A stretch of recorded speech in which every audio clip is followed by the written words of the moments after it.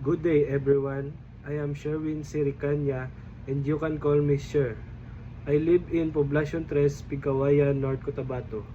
Our community is peaceful and friendly. The people are helpful and family-oriented. I come from a simple and loving family.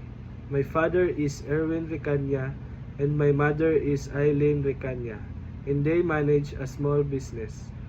I have one sibling. Even though we live a simple life, my family always teaches me the value of hard work and respect. I graduated from Picawayan National High School.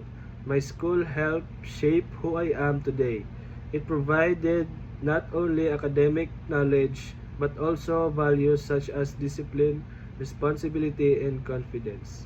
I'm currently taking up College of Information System. I choose this course because it develops my skills in computer, which are important in today's digital world. I expect this course to help me develop more of my skills, gain knowledge, and prepare me for my career. I enrolled at Southern Christian College because of its good reputation, quality education, and strong values. I was influenced by my friends. I believe in SEC can help me grow academically, morally, and socially, and prepare me to become a responsible and competent individual. My goal in life is to become a successful.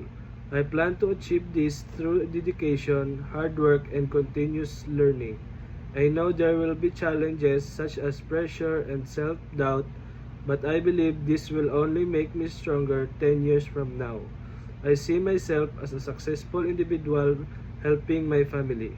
Thank you for taking the time to get to know me. This is Sherwin, hoping to grow, learn, and succeed with Southern Christian College. Thank you and God bless.